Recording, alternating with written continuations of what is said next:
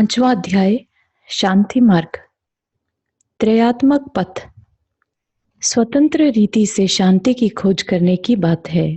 सहायता लेनी है अंतर्ध्वनि की, बचना है संस्कार से। इन दोनों विरोधी बातों में विवेक उत्पन्न करने के लिए कुछ विशेष बातें चलनी है अब, अर्थात मूल विषय शांति पथ, धर्म मार्ग अथवा मोक्ष मार्ग। किसी भी कार्य में प्रवृत्ति करने के क्रम का यदि विश्लेषण करने बैठते हैं तो उसे त्रयात्मक पाते हैं, अर्थात तीन मुख्य बातों का एक पिंड रूप ही वह प्रवृत्ति होती है। वे तीन अंश हैं, श्रद्धा, ज्ञान व चारित्र। देखिए डॉक्टरी के कार्य में प्रवृत्ति का विश्लेषण करके। मुझे डॉक्टर बनना है, ऐसा लक्ष्य बिंदु अर्थात मेरे लिए यही हितकर है और कुछ नहीं। ऐसी दृढ़ श्रद्धा व रुचि रोग निदान, रोग के कारण और रोग की औषधि संबंधी ज्ञान तथा दुकान पर बैठकर रोगियों पर उस ज्ञान का प्रयोग रूप चारित्र, यही तो है डॉक्टर की प्रवृत्ति। यदि एक अंग की भी कमी हो तो विचारिए कि क्या उसका डॉक्टरी कर सकना संभव है। लक्ष्य बिंदु यदि फोटोग्राफर बनने का हो या फोटोग्राफरी करने का हो, अपने लिए हितकर समझता हो और उसी की रुचि रखता हो, तो क्या संभव है कि वह डॉक्टरी करे, भले ही डॉक्टरी का ज्ञान भी क्यों न हो। और यदि लक्ष्य में तो डॉक्टरी करना हो तथा उसको हितकर मानकर उसमें रुचि रखता हो, पर तत्संबंधी ज्ञान न हो, तो क्या चित्त मसोस कर ही न रह जाएगा वह। और यदि लक्ष्य व रुचि भी हो तथा डॉक्टरी का ज्ञान भी हो, पर दुकान पर न बैठे या बैठकर रोगियों को न देखे और पढ़ा करे नॉवेल, तो क्या डॉक्टरी कर सकेगा वह।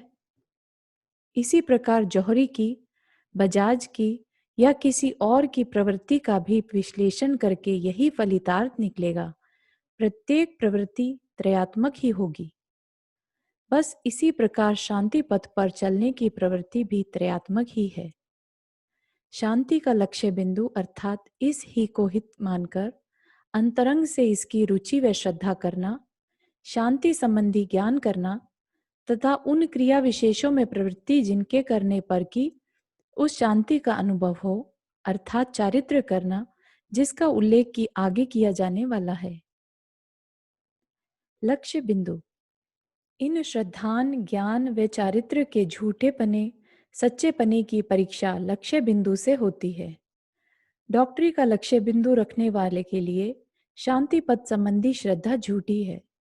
उस लक्ष्य बिंदु की पूर्ति के लिए शांति या शांति पद संबंधी ज्ञान तथा चारित्र झूठा है। और इसी प्रकार शांति का लक्ष्य रखने वाले के लिए डॉक्टरी संबंधी श्रद्धान, ज्ञान व चारित्र झूठा है। लक्ष्य बिंदु के अनुकूल ही यह त्रयात्मकता कार्यकारी है। इसलिए शांति पद की जिज्ञासा रखने वाले भो भव्य तनिक अपने अंदर में उतरकर इस जिज्ञासा व रुचि की परीक्षा तो कर। कहीं ऐसा ना हो कि लक्ष्य बिंदु तो पड़ा रहे धन कमाने या भोग भोगने का और सीखने या सुनने लगे शांति पद संबंधी बातें। यदि ऐसा है तो सुना सुनाया बेकार हो जाएगा, क्योंकि जो बात बताई जाएगी उससे तेरे लक्ष्य बिंदु की सिद्धि न हो सकेगी। यह मार्ग जो कि बताया जाने वाला है धन कमाने का नहीं है। इससे कदाचित धन हानि तो होना संभव है, पर धन लाभ नहीं। अतः देख ले, दिल कड़ा करना होगा और उसके लिए बदलना होगा अपना लक्ष्य बिंदु। बिना लक्ष्य बिंदु बनाए चला किस और चला जाएगा किस और, यह कौन जाने। लक्ष्य रहित व्यक्ति वनों में भटकने के अतिरिक्त और करेगा ही क्या। यद्यपि पहले ही बता दिया गया है, परंतु एक विस्तृत विषय चालू करने से पहले उसको पुनः याद दिला देना यहाँ आवश्यक है कि वह विस्तृत कथन केवल लक्ष्य बिंदु को आधार बनाकर चलेगा। पद पद पर, वाक्य वाक्य में उसी की ओर संकेत कराया जाएगा। एक क्षण को भी उसे भूलना न होगा, क्योंकि उसे भूल जाने पर कथन का रहस्य समझ में न आ सकेगा। वह सब विस्तार कुछ मन गढ़ंत सा, कुछ सांप्रदायिक सा दिखने लगेगा। वह लक्ष्य बिंदु है शांति। वह शांति जिसके प्रकट हो जाने पर अंतर से उठने वाली और चाहिए की ध्वनि बदल जाएगी, बस यही चाहिए, इसके अतिरिक्त कुछ नहीं। तीन लोग की संपत्ति, हीरे मोती आदि सब धूल समान हैं, ठुकरा दिए जाने योग्य हैं इसके सामने इस रूप में। यह लक्ष्य बिंदु दृढ़ता से हृदयंगम कर लेना योग्य है। यह तुझे शक्ति प्रदान करेगा उस विस्तृत कथन को समझने की तथा उससे कुछ हित उत्पन्न करने की। इस लक्ष्य बिंदु का बड़ा महत्व है प्रत्येक कार्य में, क्योंकि किसी भी दिशा में जाने का या कोई भी कार्य करने का, उस कार्य में सफलता व असफलता का निर्णय करने की, कार्यक्रम की सत्यार्थता व असत्यार्थता बताने की शक्ति इसी से मिला करती है। उत्तर दिशा में चलता चलता दूर निकल जाने वाला कोई व्यक्ति यदि उस दिशा में चलना बंद करके दक्षिण की ओर मुख करके खड़ा हो जाए, उस ओर चलने का लक्ष्य रखकर, तो क्या उसे दक्षिण देश के निकट हुआ न कहेंगे? भले अभी वहीं खड़ा हो, पग भी आगे रखे बिना। इसी प्रकार शांति के उपाय को जीवन में घटित किए बिना भी अशांति की ओर जाने वाले भोचेतन यदि केवल अशांति के अभिप्राय के कार्यों को छोड़कर शांति के अभिप्राय मात्र को धारण करके तू शांति का लक्ष्य बिंदु बना ले, तो अपने को शांति के निकट ही समझ। परंतु सच्चा लक्ष्य बिंदु उसे कहते हैं जो अंतरंग से रुचिपूर्वक उस दिशा में ही चलने के लिए व्यक्ति को उकसाए और अन्य दिशा में चलने से रोके। अतः यहाँ लक्ष्य बिंदु का तात्पर्य केवल शाब्दिक शांति या मोक्ष की अभिलाषा से नहीं है। ऐसी अभिलाषा या मोक्ष के प्रति का झूठा लक्ष्य बिंदु तो आज भी बना हुआ है सबको। सब ही तो कहते हैं कि प्रभु किसी प्रकार मुझे शांति प्रदान करें। आज के इस लक्ष्य बिंदु की असत्यार्थता का पता चलता है इस दृष्टांत से। एक सेठ जी थे, भगवान के बड़े भक्त थे। प्रभु के सामने अपने उद्गार प्रकट करते, स्तुति करते तथा अपने दोषों के लिए रोते हुए कई कई घंटे मंदिर में व्यतीत करते। यही थी उनकी एक पुकार कि भगवान किसी प्रकार मोक्ष प्रदान कीजिए। उनकी भक्ति की परीक्षा का अवसर आया। एक देव आकर कहने लगा, सेठ जी, आपकी भक्ति से बड़े प्रसन्न हुए हैं भगवान, मुझे भेजा है आपकी इच्छा पूर्ति के लिए। सेठ जी की बाँछें खिल गईं। आज उन्हें मोक्ष मिलने वाला था, पर वे स्वयं नहीं जानते थे कि मोक्ष किसे कहते हैं। देव बोला, सेठ जी, आपके 10 पुत्र हैं तथा 10 कारखाने। एक पुत्र प्रतिदिन मरेगा और एक कारखाना रोज फेल होगा। 10 दिन पीछे तुम पुत्रहीन हो जाओगे और कंगाल भी। बस 11वें दिन मैं ले जाऊंगा तुम्हें आकर। परंतु सेठ जी सहम गए यह बात सुनकर। पुत्रों की मृत्यु भी संभवतः ली पड़ती, पर कंगाल होना? नहीं नहीं, यह तो बड़ी टेढ़ी खीर है, गले से नीचे न उतर सकेगी।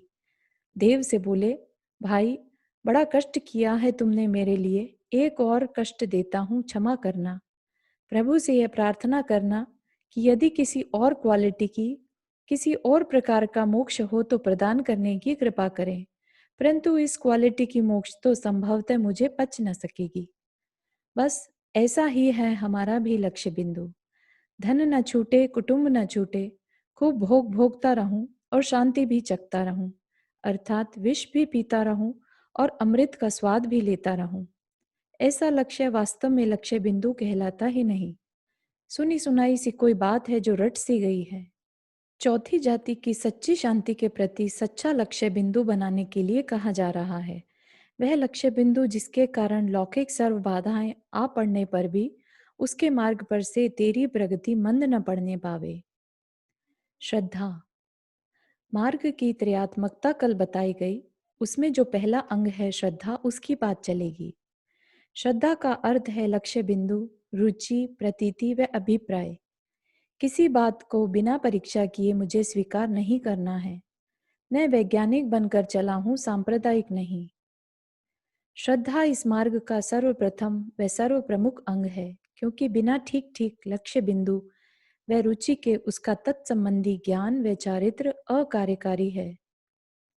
इन अगले दो अंशों की सत्यार्थता का आधार यह श्रद्धा ही है।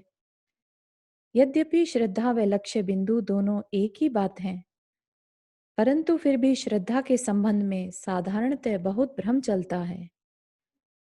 लक्ष्य बिंदु रहित केवल सांप्रदायिक श्रद्धा को सच्ची माना जा रहा है और उसी पर संतोष धरकर कुछ क्रियाएं केवल अंधविश्वास के आधार पर की जा रही हैं, जिनका कोई फल नहीं।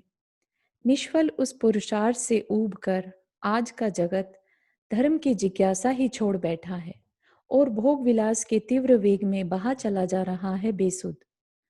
अतः श्रद्धा की सत्यार्थता व सुंदरता बता देना आवश्यक है, जिससे कि भ्रमात्मक उस झूठे संतोष से पग पग पर सावधान रहा जा सके। उस अभिप्राय के अनुकूल श्रद्धा की, जिस अभिप्राय को रख कर कि उसका स्वरूप दिखाया जा रहा है, जैसा कि आगे के प्रकरणों में दिखलाने में आएगा। अभिप्राय या श्रद्धा पर ही किसी क्रिया विशेष की सत्यार्थता व असत्यार्थता निर्भर है। श्रद्धा के संबंध में कुछ ऐसी धारणा बन रही है कि मैं तो ठीक ही स्वीकार करता हूँ, अमुक ही प्रकार के देव, गुरु व धर्म आदि को स्वीकार करता हूँ, अन्य प्रकार वालों को नहीं, और यही गुरुदेव की आज्ञा है। गुरु वचनों में कभी संशय नहीं करता, भले वे समझ में आवे या न आवे, हृदय उसे स्वीकार करे या न करे, क्योंकि भय है इस बात का कि कहीं मेरी श्रद्धा झूठी न पड़ जाए संशय उत्पन्न करने से। परंतु भाई, कभी विचारा है यह कि वह सच्ची श्रद्धा है ही कब जो झूठी पड़ जाएगी? पहले ही इससे जो झूठी है उसका क्या झूठा पड़ना। भले बाहर से शब्दों में शंका न कर, पर अंतरंग की शंका को कैसे दबाएगा? यदि अंतरंग में शंका नहीं है तो तत्व समझते समय यह तो बिल्कुल ठीक है, परंतु यह परंतु कहाँ से आ रही है? इसके अतिरिक्त शास्त्र के आधार पर तत्वों संबंधी कुछ जानकारी सी करके यह बिल्कुल ठीक है ऐसा ही है, अन्य मतों के द्वारा प्ररूपित तत्व ठीक नहीं है। इस प्रकार के सांप्रदायिक अंधश्रद्धान को श्रद्धा की सच्ची कोटि में गिना जाता है। परंतु यदि ऐसा ही होता तो ऐसी श्रद्धा तो सबको ही है। मुसलमानों द्वारा प्ररूपित तत्व को माने सो मोमिन और न माने तो काफिर, वेद को माने तो आस्तिक और न माने तो नास्तिक। उनके इस कथन में तथा तेरे उपरोक्त कथन में अंतर ही क्या रहा? यदि अपनी अपनी दही को मीठा बताने का नाम ही सच्ची श्रद्धा है, तो लोक में कोई भी झूठी श्रद्धा नहीं रहेगी, सब शांतिपथगामी होंगे। अतः सांप्रदायिक श्रद्धा का नाम सच्ची श्रद्धा नहीं है, यह सांप्रदायिक नहीं वैज्ञानिक मार्ग है। अंधश्रद्धा को यहाँ अवकाश नहीं। बिना क्या और क्यों किए स्वीकार की गई बात स्वीकृत नहीं कही जा सकती, क्योंकि ऐसा ही है इस श्रद्धा का विषय। केवल उस तत्व संबंधी शब्द है, उस तत्व का रहस्यार्थ नहीं। अर्थात ऐसी श्रद्धा केवल शाब्दिक है, तात्विक नहीं। जीव अजीव आदि के भेद प्रभेदों को शब्दों में जानते हुए भी वास्तव में वह नहीं जानता कि जीव किस चिड़िया का नाम है और अजीव आदि के साथ इसका क्या संबंध है। इस प्रकार के शाब्दिक ज्ञान से विद्वान बन सकता है, तार्किक बन सकता है, वक्ता बन सकता है, पर श्रद्धालु नहीं। कुल परंपरा के आधार पर अंधविश्वास करने वाले की तो बात नहीं, वह तो है ही कोरा अंधश्रद्धालु। परंतु तत्वों आदि को जानने वाला भी सच्चा श्रद्धालु नहीं, यहाँ तो यह बताया जा रहा है। किसी भी विषय संबंधी सच्ची श्रद्धा तो वास्तव में उस समय तक संभव नहीं जब तक कि उस विषय का अनुभव न हो जाए। अनुभव से पहले की जाने वाली श्रद्धा की पोच्यता की परीक्षा भी की जा सकती है। दृष्टांत सुनिए। कल्पना करो किसी ऐसी परिस्थिति की जिसमें कि आप स्वयं घिर गए हैं। किसी गांव को लक्ष्य रखकर चलते चलते पहुंच गए किसी भयानक वन में, जहां से बहुत सी पगडंडियां फूट जाती हैं। असमंजस में पड़े विचारने लगे कि कौन सी पगडंडी पर चलूं। किसी राहगीर की परीक्षा करते हो। सौभाग्य से एक व्यक्ति दिखाई दिया जिसका शरीर नंगा, केवल घुटनों में ऊंची मैली कुचैली एक धोती थी, उसकी टांगों में कुछ अस्त व्यस्त सी उलझी हुई, कंधे पर एक लठ, हट्टा कट्टा काला कलूटा सा एक मानव, जिसे रात को देखे तो भय के मारे संभवतः प्राण ही निकल जाए। खैर साहस करके पूछा भी तो उत्तर मिला इतना कर्कश कि मानो खाने को ही दौड़ता है। चला जा अपनी दाई ओर, मार्ग जानता नहीं आ गया पथिक बनकर। आप ही बताइए कि क्या उसके द्वारा बताई गई दिशा में आप एक भी पग रखने को समर्थ हो सकेंगे? भले ही रात वन में बितानी पड़े, पर उसके कहे पर आपको कदापि विश्वास नहीं आएगा। परंतु कुछ ही देर पश्चात दिखाई दिया एक और भला परंतु अपरिचित कोई अन्य व्यक्ति सादे सफेद वस्त्र पहने, मस्तक पर तिलक लगाए और हाथ में डोरी लोटा लिए। उससे भी पूछा अपना इष्ट मार्ग। बड़े मधुर व सहानुभूतिपूर्ण शब्दों में उत्तर मिला। करुणा ही टपक रही थी उस शब्दों में। ठीक मार्ग पर नहीं आए हो पथिक। वन बड़ा भयानक है, भयानक जंतुओं का वास है यहाँ। यदि रात्रि पड़ गई तो जीवित न बचोगे। खैर अब भी समय है, इस दाहिनी ओर वाली पगडंडी पर चलो। लगभग 1.5 मील जाने पर एक नाला मिलेगा, जिस पर पड़ा होगा खजूर का एक तना पुल के रूप में। नाले को पार कर जाओ, 1 मील और आगे दिखाई देगा वृक्षों का एक बहुत बड़ा झुंड। बड़ा साया रहता है वहां। वहां पहुंचकर बाईं ओर मुड़ जाना। आधा मील ही रह जाएगा वहां से आपका स्थान। विचारिए, क्या अब भी उस दिशा में आपका पग न उठेगा? आपको अवश्य उसके कहने पर विश्वास आ जाएगा और आप प्रसन्न चित्त चल पड़ोगे उस दिशा में। भला क्या अंतर था पहले तथा इस व्यक्ति के संकेत में?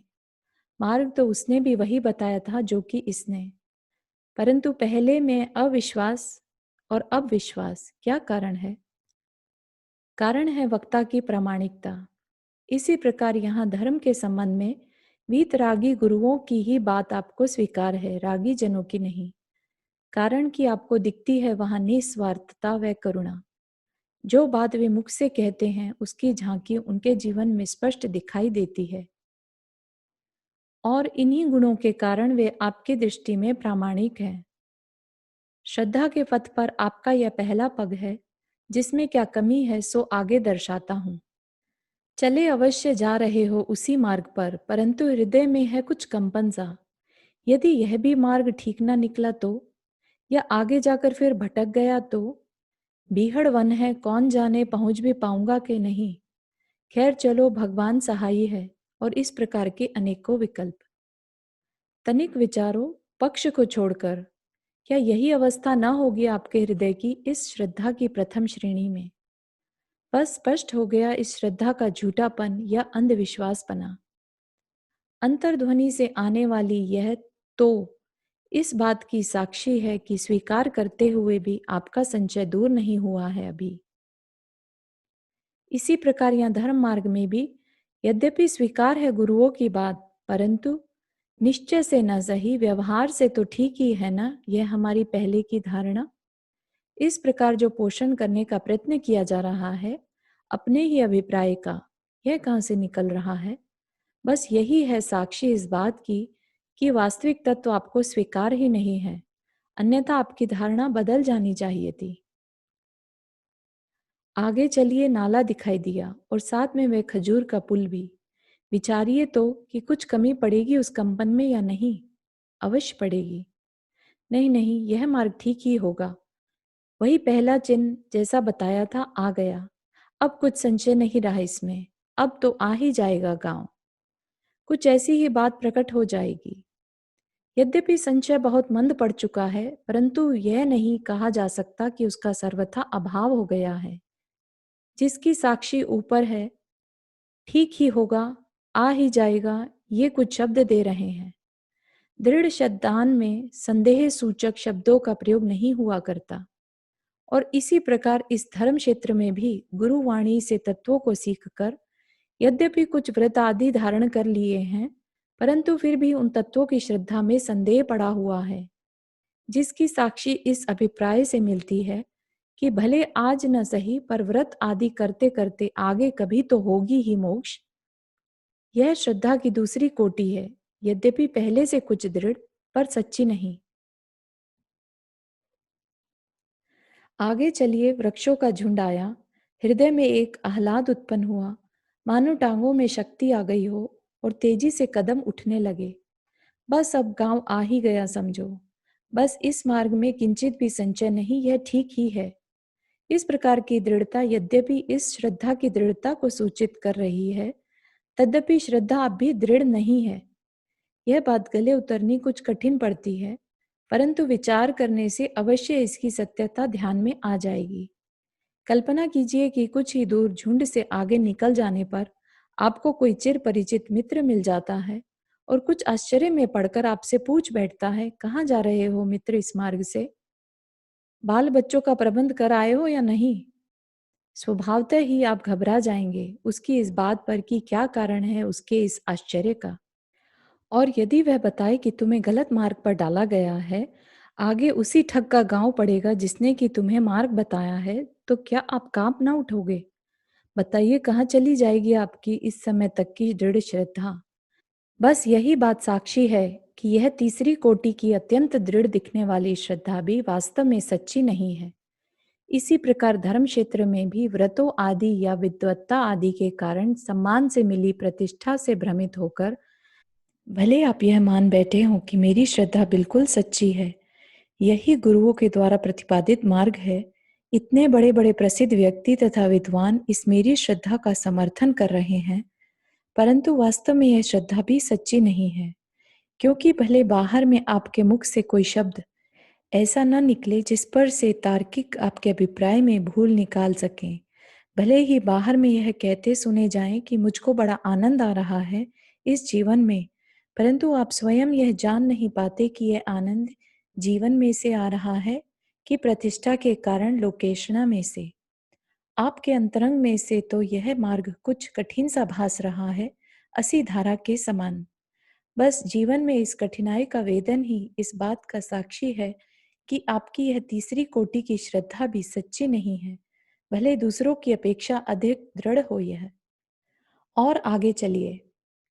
वह देखो कलश सर पर रखे गांव की स्त्रियां कुएं पर से पानी लाती दिखाई दे रही हैं। सामने मंदिर के शिखर पर लहराती ध्वजा मानो हाथ की झोली दे देकर आपको बुला रही हैं और कह रही हैं कि चले आइए, यही है वह गांव जहां आप जाना चाहते थे। अब विचारिए कि स्वयं वीर प्रभु भी आकर यह कहने लगे कि किधर जाते हो, यह मार्ग ठीक नहीं है, तो क्या आप उनकी बात स्वीकार करेंगे? कदापि नहीं। आपकी आंखों के सामने गांव है, इस चाक्षुष प्रत्यक्ष के सामने आप भगवान की बात को भी स्वीकार करके कोई संशय उत्पन्न करने को तैयार नहीं। बस इसी प्रकार धर्म क्षेत्र में भी साक्षात चौथी कोटि की शांति की रूपरेखाओं का जीवन में संवेदन हो जाने पर लोक की कोई शक्ति आपको आपके शांति पथ से विचलित करने में समर्थ न हो सकेगी। संवेदन प्रत्यक्ष के सामने आपको गुरुजनों के आश्रय की भी आवश्यकता नहीं रहेगी। अनुभवात्मक चौथी कोटि की यह श्रद्धा ही वास्तव में सच्ची श्रद्धा कही जा सकती है। यहाँ शांति के इस वैज्ञानिक मार्ग की त्रयात्मकता में अभिप्रेत श्रद्धा से तात्पर्य इस उपरोक्त चौथी कोटि की श्रद्धा से है। कुल परंपरा के आधार पर हुई या सांप्रदायिक पक्षपात के आधार पर हुई या गुरुओं पर भक्ति आदि की भावुकतावश हुई या विद्वत्तावश हुई या लोक प्रतिष्ठावश हुई श्रद्धाओं का नाम यहाँ श्रद्धा नहीं कहा जा रहा है।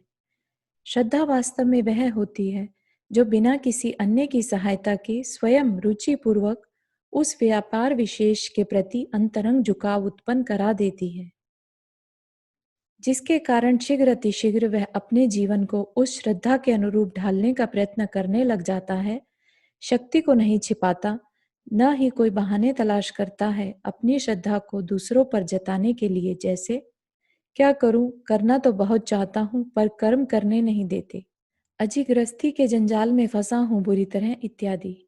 उपरोक्त कथन पर से यह भी ग्रहण न कर लेना कि उत्तरोत्तर वृद्धि को पाती वे तीन कोटि की श्रद्धाएं सर्वथा बेकार हैं। नहीं, ऐसा नहीं है। यदि ऐसा होता तो आप उस मार्ग पर पग ही न रखते। इसलिए पहले पहल मार्ग पर अग्रसर कराने के लिए तथा उस ओर का उत्तरोत्तर अधिकाधिक उल्लास उत्पन्न करने के लिए वे श्रद्धाएं अवश्य अपनी महत्व रखती हैं, परंतु उनमें संतोष पा लिया है जिसने उसका निषेध करने के लिए तथा वास्तविक सच्ची श्रद्धा का सुंदर रूप दर्शाने के लिए अथवा भ्रम मिटाने के लिए ही इतना कथन किया गया है। अंधविश्वास भी जिसको नहीं है ऐसे विलासी जीवों की अपेक्षा तो वह कुछ अच्छा ही है, क्योंकि भले अंधविश्वास के आधार पर ही सही, शांति की खोज करने तो लगा है वह। शांति का अनुभव कर लेने पर खुल जाएगा इस अंधश्रद्धान का रहस्य, और प्रसन्न होगा यह जानकर कि उसके द्वारा किया गया वह झूठा श्रद्धान भी सच्चे के अनुरूप ही निकला। परंतु अंधश्रद्धान आंख मीचकर ही नहीं कर लेना चाहिए, बात बात में परीक्षा करते हुए चलना है।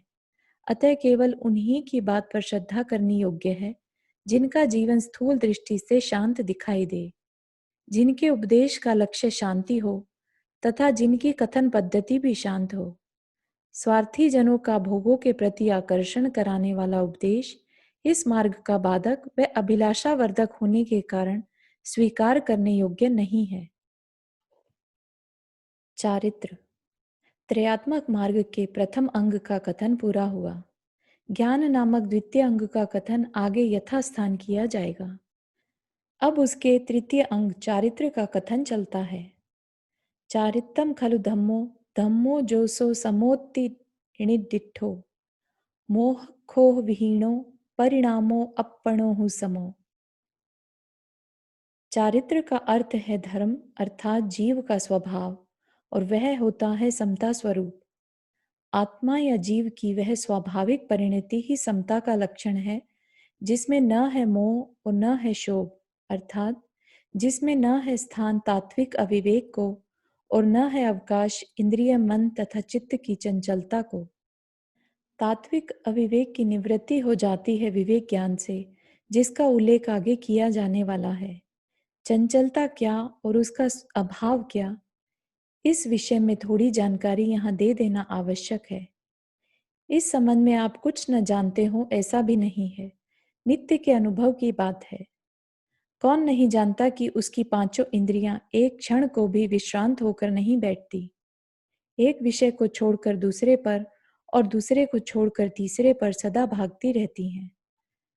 अभी चलो होटल में और अभी सिनेमा में, अब रेडियो सुनो और अब करो शरीर का श्रृंगार।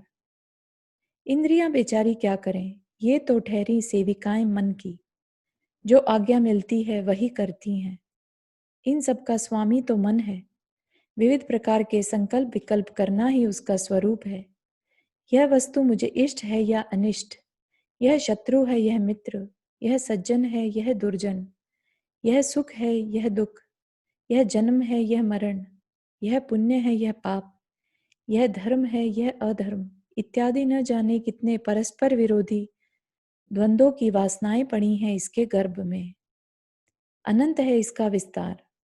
इन्हीं वासनाओं से प्रेरित होकर सदा आज्ञा देता रहता है यह इंद्रियों को, सदा दौड़ाए रहता है यह इंद्रियों को।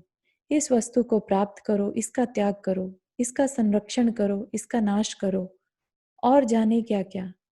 यही कारण है कि एक क्षण को भी विश्राम नहीं मिलता जीवन में। चिंताओं का भार लिए प्रातः बिस्तर से उठना, दो चार लोटे पानी के जल्दी से शरीर पर डाल, उल्टे सीधे कपड़े पहन, मोटर कार पर सवार हो किसी एक दिशा में चल देना, घर में बीवी बच्चों को तथा माता पिता को एक निराशा की उलझन में छोड़कर।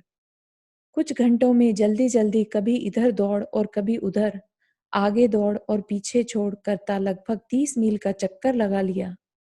10 दफ्तरों में स्वयं जाकर हो आए, 30 से टेलीफोन पर बात कर ली, और दोपहर को खाना खाने के समय लौट आए घर पर, कुटुंबियों के चेहरे पर संतोष की धीमी सी रेखा खींचते।